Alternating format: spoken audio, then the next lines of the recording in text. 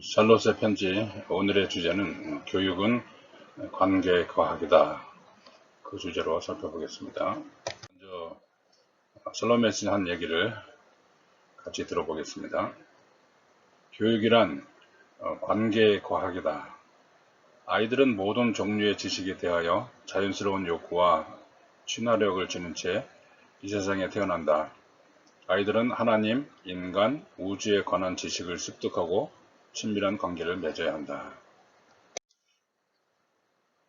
참고로 먼저 샬롬 메이슨의 그 기본 믿음, 이 어떤 것인가를 보면 더 도움이 될 것 같습니다. 우리가 처음에 이 샬롬 메이슨을 택하게 된 이유 중에 하나도 다른 교육자들은 신앙 고백을 한 사람이 별로 없습니다. 이 사람이 정말 크리스찬인지 아닌지, 또 크리스찬이라고 하는데 실제로 정말 예수님을 진정으로 믿는 사람인지 잘 구별이 안 가는 때가 많은데, 샬롬 메이슨은 항상 기회 될 때마다 자신의 신앙 고백을 확실하게 하고 있어서 신뢰감과 안도감을 줍니다. 샬롬 메이슨은 일단 지식과 통찰을 비롯한 각기 좋은 은사는 위로부터 오는 것이다. 그걸 믿고 있고요. 두 번째, 예수님과 성령님은 인류 최고의 교육자시다.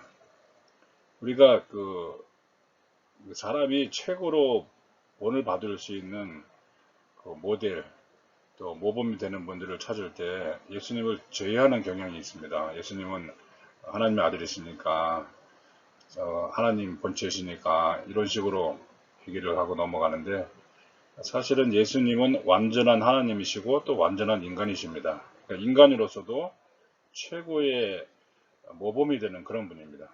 그리고 당연히 교육자로서도 예수님을 우리 최고의 교육자로 그렇게 인정을 하고 있습니다. 그리고 그 예수님의 영인 성령님은 예수님의 승천 이후로 우리에게 직접 가르치시고 진리에 대해서 증거하시는 분입니다. 그리고 이 예수님과 성령님은 인류 최고의 교육자시다. 이 신앙 고백을 할 수가 있습니다. 또 모든 교육의 완성은 하나님에 관한 개인적인 지식과 친밀함에 있다. 여기서 말하는 지식이라는 것은 그냥 보통 공부해서 하는 지식이 아니고 체험적인 지식을 말합니다. 내가 하나님을 직접 만나고 경험하고 또 그분과 교제함으로써 얻는 그런 지식. 하나님은 이런 분이야. 하나님의 성품과 하나님의 사역은 이런 것이야 하고 얘기할 정도로 그런 이 체험적인 지식을 말하고 있습니다.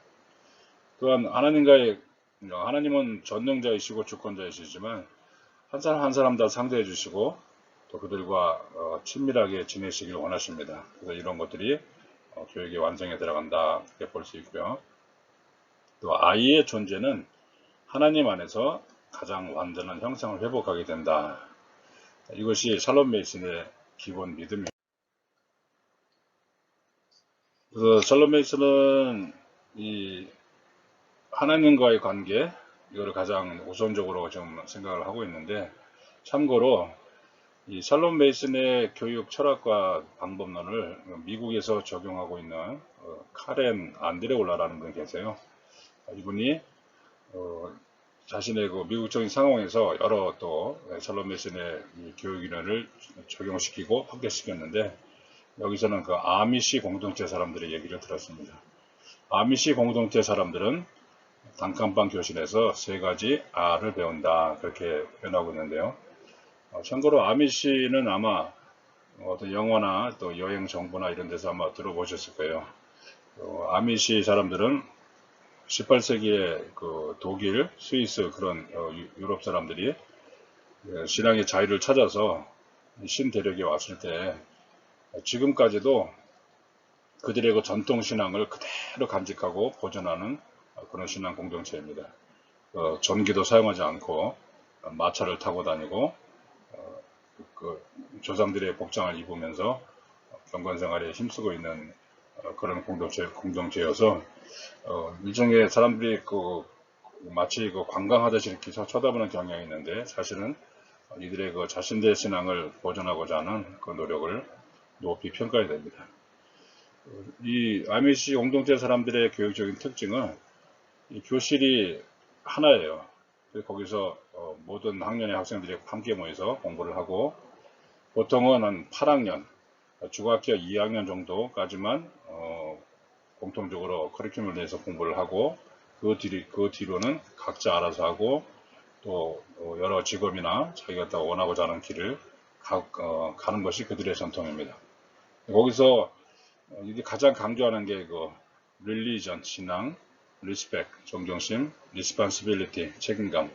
이걸 상당히 강조하면서 제일 먼저 하나님을 아는 지식에 초점을 맞추고 있습니다. 또 그 기본이라는 분이 아주 중요한 얘기를 했어요. 교육은 아이의 영혼과 하나님 사이에서 벌어지는 일이다.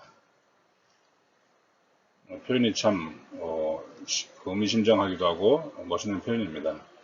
아이의 영혼과 하나님 사이에서 벌어진 일이다. 그러니까 그 안에서 어떤 일이 벌어질지 아무도 모르는 거예요. 교육은 항상 신비롭고 정말 기대가 되고 하는 것이 바로 이런 일입니다. 근데 보통 이런 공교육에서는 이런 개념 자체가 없기 때문에 일종의 그 아이들을 그냥 복제품 찍어내듯이 그렇게 교육하는 일이 많습니다. 어떤 표준화된 시험이나 평가 이런 것들을 앞세우면서 정말 그 하나님과의 만남이라는 개념이 별로 없죠. 별로 익히기가 쉽지 않습니다.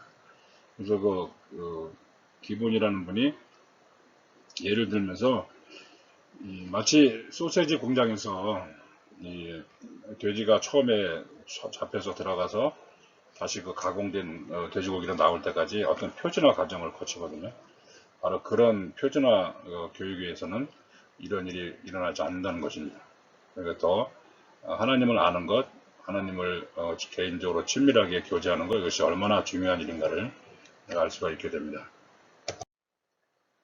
그 다음엔 하나님이 만드신 인간인데요. 하나님의 형상으로 창조된 인간을 잘 아는 것은 중요한 일입니다. 그리고 사실은 인간론은 인간을 만드신 하나님을 잘 알지 못하면 인간의 그 본체를 파악할 수가 없습니다. 그래서 하나님 다음으로는 인간에 대해서도 잘 알아야 되겠죠. 대인관계는 한 사람의 경험에서 아주 중요한 부분입니다. 사실 우리가 내 자신이 가지고 있는 것, 또 내 자신이 표현할 수 있는 것은 굉장히 제한되어 있는데 다른 사람을 만나면서 또 그들과의 교제를 통해서 얻는 경험이 더 크다고 볼 수 있습니다. 어떤 그 학자 한 사람이 도서관 하나라 그러잖아요. 한 사람의 어떤 학자를 만나거나 어떤 또 자기 분야에서 오랫동안 경험했던 사람들을 만나고 그러면은 그 사람의 경험이 나에게 전수가 될 수가 있습니다. 대인관계가 우리 아주 중요한 부분이고요. 인간을 잘 알기 위해서는 역사, 문화, 고고학, 예술, 언어, 여행, 기행문 등에 관심을 가져야 한다는 것이죠. 이들은 온갖 종류의 사람들에 관해서 기록하고 표현하기 때문에 이것을 잘 도구로 삼을 수가 있습니다. 지나간 일을 할지라도 지나간 날의 사람들은 어떻게 살았고 지금 현재 사람 또 앞으로는 어떻게 살 것인가 이런 것에 대해서도 관심을 가질 수가 있습니다. 또 역사를 공부할 때에도 인물 중심으로 살피는 것이 흥미를 더욱 유발합니다. 역사를 공부할 때 여러 방법이 있죠. 연대기 중심으로 혹은 뭐 사건 중심으로 또 왕조 중심으로 이렇게 하는 경우도 있는데 인물 중심으로 살피는 것이 상당히 흥미를 유발합니다. 한 사람을 공부하게 되면 그 사람을 둘러싸고 있는 그 시대 배경 그것이 또 흥미스럽게 되고요. 또 그것을 위해서 비교도 해보고 이런 식으로 해서 더욱더 인간을 더욱 잘 알 수가 있습니다. 그 다음에 이제 우주인데요. 아이들로 하여금 피조 세계에 펼쳐져 있는 생물들과 관계를 맺게 해줘야 한다. 하나님이 만드신 그 피조 세계에 정말 다양한 생물들, 동식물들이 펼쳐져 있고 또 여러 피조 세계가 거기 안에 펼쳐져 있습니다. 그래서 그것을 아이들이 마음 놓고 그것에 관계를 맺게 해줘야 된다는 얘기죠. 우리가 아이에게 다양한 기회와 폭넓은 커리큘럼을 제공하기 전까지는 아이의 은사와 재능이 정확하게 어디에 있는지 알기 힘들다. 사실 아이들이 이제 조금씩 커가면서 이제 진로를 생각하고 이 아이가 무엇을 하면 좋겠나 이런 생각도 많이 하게 되는데 일단은 그걸로 빨리 정하기 전에 다양한 기회, 폭넓은 커리큘럼 이거를 먼저 제공하라는 얘기죠. 특히 어떤 뭐 여러 형태를 또 있는 교육적인 장소를 데려가거나 또 자연을 접하거나 이러면서 이 아이가 그 반응하는 정말로 그 좋아서 반응하는 그런 것들을 잘 눈여겨보면 나중에 이 아이 은사가 재능이 어느 쪽으로 있겠다 하는 것을 짐작할 수가 있게 됩니다. 그런 거를 다 적응하지 않고 그냥 똑같은 일상성의 반복 속에서 그렇게만 지나면 이 자신의 진정한 은사와 재능을 찾아내기가 힘들게 되겠죠. 이것이 전도서 11장 6절의 말씀이면 이런 말씀이 있습니다. 너는 아침에 씨를 뿌리고 저녁에도 손을 놓지 말라. 이것이 잘 될는지 저것이 잘 될는지 꼭 둘이 다 잘 될는지 알지 못함이니라. 아침과 저녁에 계속해서 씨를 뿌리라는 얘기죠. 어느 것이 잘 될지는 알지 못합니다. 우리 아이들이 어느 방면에서 정말 은사를 나타낼지 또 어느 방면에서 가장 형통할지 잘 모릅니다. 그냥 끊임없이 기회를 제공하는 것, 그것이 아마 부모님들과 교사들의 할 일일 것입니다. 근데 지식과 우정을 쌓으라는 그런 표현을 했는데 아주 좀 멋진 표현입니다. 지식과의 관계는 우정을 맺는 것과 동일하다는 것이죠. 이것은 하루아침에 되지 않습니다. 그래서 인내와 끈기가 필요해요. 보통 우리 그 친구 맺는 것을 너무 쉽게 생각하는 사람들이 있어요. 예를 들면 너 몇 살이야? 나이 같네? 오늘부터 니네들이 친구해. 이런 식으로 하는 사람이 있는데 친구랑 그렇게 맺는 것이 아닙니다. 그 친구라는 말 자체도 오랫동안 친한 사람이 친구입니다. 그렇게 되려면 서로 인내와 끈기가 있어야 되고 또 우정을 잘 쌓으려고 노력이 필요합니다. 아무렇게나 말하고 아무렇게나 행동하고 좋은 친구들이 많기를 바라는 것은 일반 법칙에도 맞지 않습니다. 항상 인내와 끈기를 가지고 우정을 갖고 나가는 것, 그것이 중요한 일입니다. 지식도 마찬가지요. 그냥 한두 번 보고서 나는 다 알았어 그런 것이 아니고 그것을 잘 정리해 가면서 마치 친구하고 사귀듯이 그렇게 인내와 끈기로 쌓아가다 보면은 진정한 지식이 나에게 들어오게 될 것입니다. 또 학창 시절을 보내는 동안 각종 시험을 준비한다는 명목 아래 하나님, 인간, 우주와 맺는 관계가 방해받아서는 안 된다. 이렇게 살롬메이서는 간곡하게 권면을 하고 있습니다. 사실 학창 시절은 계속 나중에는 시험이 연속이 되니까 계속해서 상급학교로 가고 또 그러면서 각종 시험을 보면 사실 그 하나님, 인간, 우주 이런 그 정말 관계를 맺어야 될 대상에 대해서 소홀히 할 때가 많습니다. 그리고 이거를 오히려 이거를 방해하는 그런 경향도 있게 되죠.